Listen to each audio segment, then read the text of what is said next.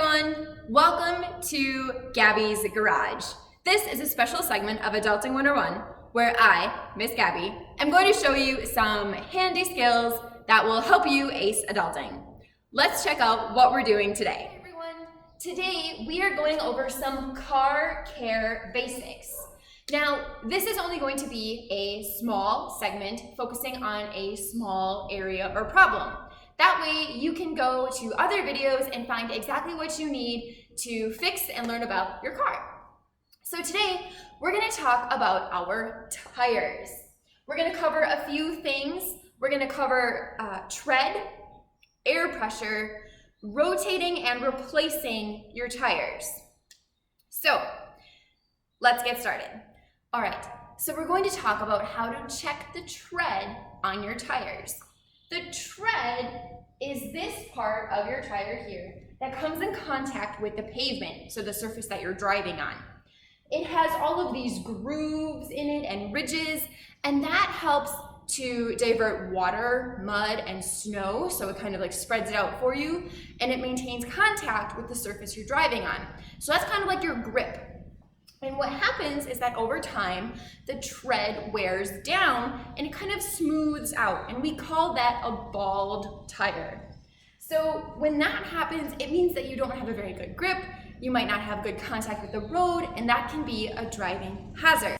So the way to check the tread and see if it's in a good measurement is with two methods. I'm gonna grab them here. So you can either use a penny, or this is called a tread gauge. And I'm gonna show you how to use both of those to check the tread of your tires. So let's take a closer look. All right, so we're gonna start with using the tread gauge. Now, not everybody has one of these. They're kind of specific to if cars are your thing. But if you do have one or are interested in getting one, again, they look like this. And very similar, you're gonna see it on our air pressure gauge as well. There's a metric measurement in red, and then in black, it says 30 seconds of an inch. So 32, that's how tiny it breaks it down. 32 measurements of an inch, okay? Now, what you wanna do is you wanna put it so that this bottom part is all the way out. And what you're gonna do, it has the flat head of almost like a screwdriver, see that? You're gonna put it between the tread of your tires. So I'm gonna tuck it down here, right here, hold the tip onto the flat part of your tire. And then what you're gonna do is you're gonna put two fingers and you're gonna press the black part down as far as it goes so that it's level with the topmost ridge of your tire tread. So we're gonna do that. All right. And then we're gonna read it. And this is at about 30 seconds of an inch. And that's great. Now, when you start getting down to 30 seconds of an inch, look at how little bit is left. Teeny tiny amount. That is most definitely when you need to take it to a professional and see if you need to repair or replace your tires. Now, if you don't have a tread gauge, what you can use is actually a penny. So what you'll do is you'll take the side with Lincoln's head and you will put him upside down, okay? So Lincoln's head goes in the tread, okay? So we're gonna put that penny with his head facing us in the same spot we just put the thread gauge. So we're gonna tuck that down in there. Now, I'll show you. On mine, it currently comes up to about his chin, okay? Good things. But you'll see, so you'll want to look for if your tread if you can see the space between the top of his head and the edge of the penny, that's a problem, okay? If you can see the top of his head, it's a problem. And you'll notice, so I've got it to my 3, which is kind of like your danger zone, and I'm gonna put it so that piece, that's about the exact same measurement. So that's really handy where if you don't have a thread gauge. And again, Lincoln's head goes in the tread, okay? And then if you can see the top of his head, that's when you need to take it to a professional and probably replace your tires. Next, we're going to talk about the air pressure of your tires. So the pressure of your tire is important for filling up your tires, because when you have flat tires, you get poor mileage, and they're not doing their job as well of carrying your car where it needs to go. So what you'll need to check your air pressure is a tire pressure gauge. This might look familiar to you guys, this whole process, because it's the same thing we do for checking the tires, the tire pressure on our bicycles. So I use this on my car, on my bike, whatever has tires that we need to check. This one is a little bit more heavy duty, just because that's what I have, that's what we do. Welcome to Gabi's Garage. But you can get a simple tire pressure gauge that will work just as well from any automotive parts store. You could probably find them at somewhere like Home Depot or even Walmart. You might be able to get one there too. They're usually $5, $10, depending on the heavy duty quality. So this will help us measure PSI, pounds per square inch. That's not super important for you to know, but that's just the measurement we're using. So what happens is I will attach this part to the air stem on my tire, and I'll show you what that looks like in a second. So I press it up onto the stem, and then the pressure of the tire will read on this pull-out here. So when I push it up, it'll shoot out, and it'll tell me the pressure. So to note, there are two sides, well, four, but there are two measurements. So the black print is PSI, pounds per square inch, that's what we're using, and this one is KPA, so that's the metric system. So make sure that you are reading the right side of your gauge reader. So when it shoots out, it'll kind of look like this, and that'll tell you the pressure that your tires are at. And then what you need to do is adjust your tires to the right amount of pressure. So you might be thinking to yourself, Miss Gabi, how am I supposed to know the tire pressure that's recommended for my tires? I don't know those things. Well, you don't have to, because almost all cars will have a tire pressure label instructions printed somewhere in this area. So sometimes it's down along here. Sometimes it's along the inside of your door. Sometimes, like on this vehicle, it's printed right here. You want to take the time to get to know where that label is in case a mechanic or you needs to know quickly. So take the time to figure out where that label is. But let's check this one out together so you see what it looks like. So this is the sticker that tells me tire and loading information. See, right there. So it tells me the different tires that I have. I have 2 front tires, 2 rear tires, and a spare. So then we'll look over here and it'll say cold tire pressure. And it tells us the metric and the pounds measurement, which is the one we just talked about. So these tires need to be filled to 35 PSI. And you'll notice that my spare tire is different, but we'll get into spare tires in another episode. So now that we know the recommended tire pressure for our tires, it's time to check it and see if we need to add more. What happens is as you're driving, you slowly lose tire pressure. That's just what happens, and that's okay. But every once in a while, we need to fill them back up. So I have my air gauge handy. The next thing you need to do is come to your tire and locate the valve stem, which is this right here. It looks just like the one on your bicycle. So you're going to remove the cap. Right. Place it somewhere where it will not roll away and where you won't lose it. So then I'm going to take that opening of my valve, of my tire gauge, and I'm going to press it quickly but firmly onto the stem. And again, you want to make sure that that's a nice straight on fit, because otherwise you'll get an improper reading. Hear that little puff of air, and then exactly how it pops out like that, and then you read your tire pressure, and mine is at 40, so it's actually a little higher than what the sticker recommends. And we're going to talk about what happens with weather. So you'll notice that on that sticker it said cold tire pressure. The temperature and weather affects the pressure in your tires. When it's hot, your pressure builds a little, and when it's cold, your pressure goes down.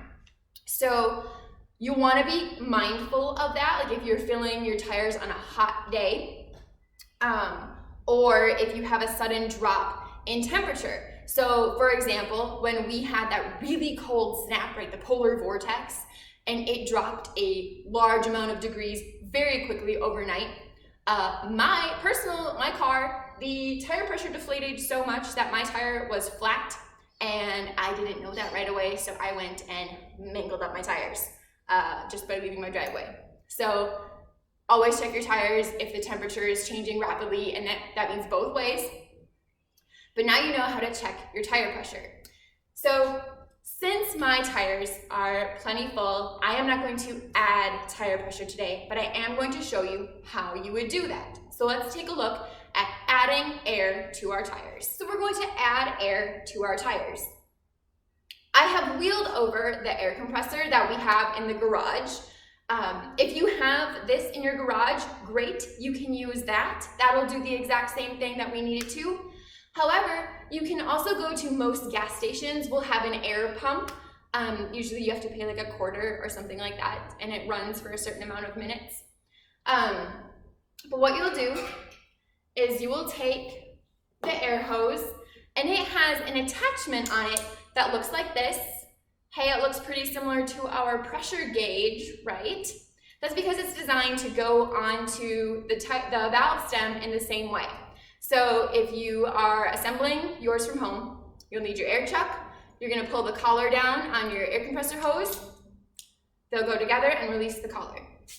So the same way that we checked the tire pressure with a direct, straight on, straight off, and firm pressure is how you're going to add air pressure. One thing to know is to do this in small increments.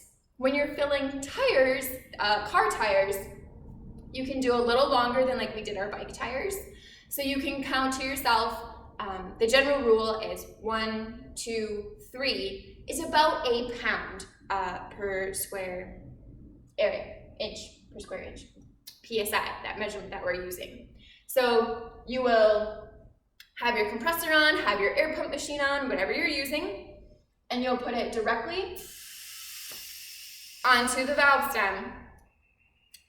Count to yourself 1, 2, 3, and then you'll need to use your tire gauge to check it. So this is going to be a really quick close-up look so that you can see the exact parts and what we're doing. So again, I have my air pressure valve, my gauge. This is my tire. This is my tire stem. Okay, you can see it's a little black stem. It has this copper thread on it, and that's where the cap goes. We're gonna just press it directly up into it, okay? Same thing with the air chuck to fill the tires. Nice and on there, directly, okay? One thing to always remember is that when you check your air pressure, so we're gonna do that, and it pops out, make sure you put it back in before you check it again, okay? So we've talked about how to check the tread and the air pressure of your tires.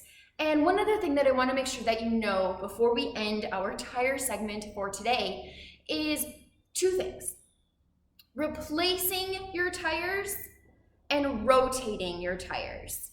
So you want to rotate your tires where they are positioned on your car.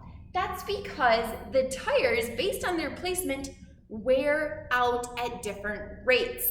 So typically your front 2 tires wear out the fastest in terms of tread and just longevity in general.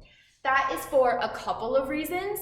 One of the reasons is that your engine is typically in the front of your car and it's heavier. So it's putting more pressure on those tires at all times.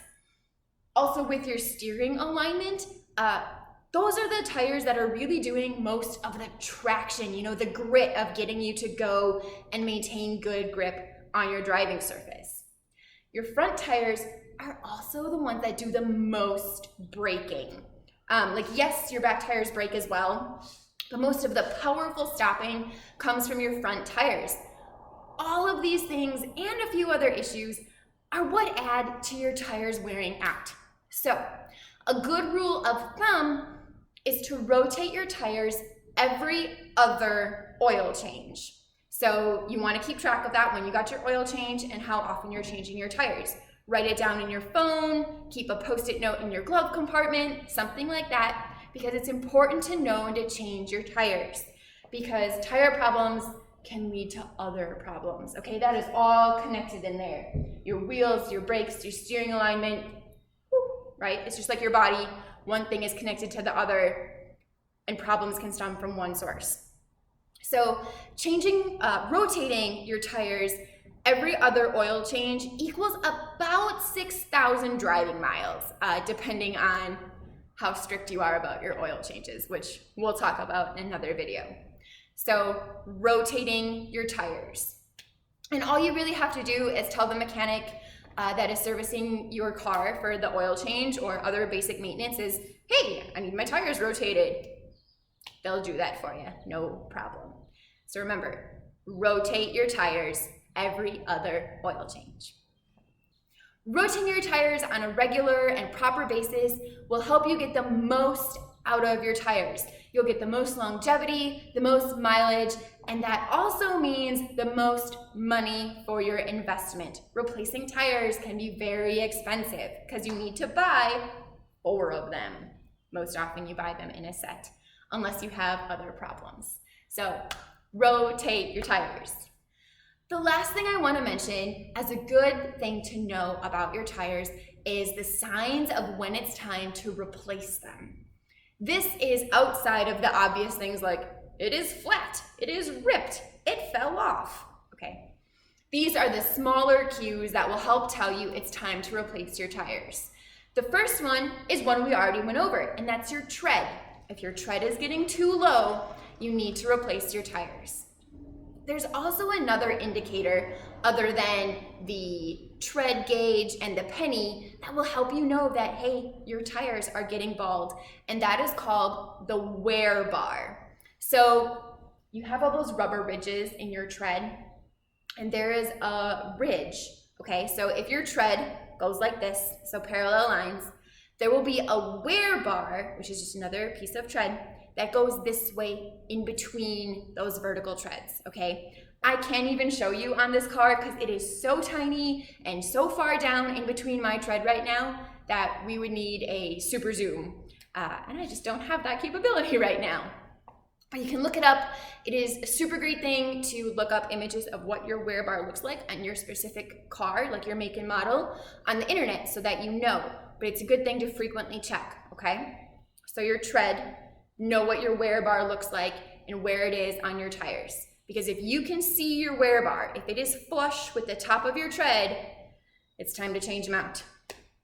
The other is that you can look at the wall of your tire. Ready? So the flat part that faces out, that is the wall of your tire. If you can see cracks or seams, anywhere in that, especially where it meets the wheel, which is, you would see the hubcap, the wheel's tucked in further. If there are cracks or seams in there, also time to replace your tires, okay? And if you are ever concerned about your tires, go ask a friendly mechanic. They'll let you know, they'll help you out. All right, so today we have covered tires, knowing your tread and how to measure it, your air pressure, how to check it and how to add air, as well as talking about when to rotate and replace your tires. We're gonna talk about changing a flat tire and all about your spare tire next time, so be sure to check that out. In the meantime, if you have any questions or specific things you want us to cover to know about your car or in Gabi's garage, be sure to message us or comment on this video. Thanks for joining me today. I do want to give out 2 reminders that your owner's manual and your local mechanic are great resources for finding out the specifics of your car. If your car is different, too different than the one that we featured today, if the sticker isn't in the same place, or the rule of thumb doesn't apply because it's a different type or something like that, your owner's manual is your best friend, okay? All right. Thanks so much for joining me today. All about car care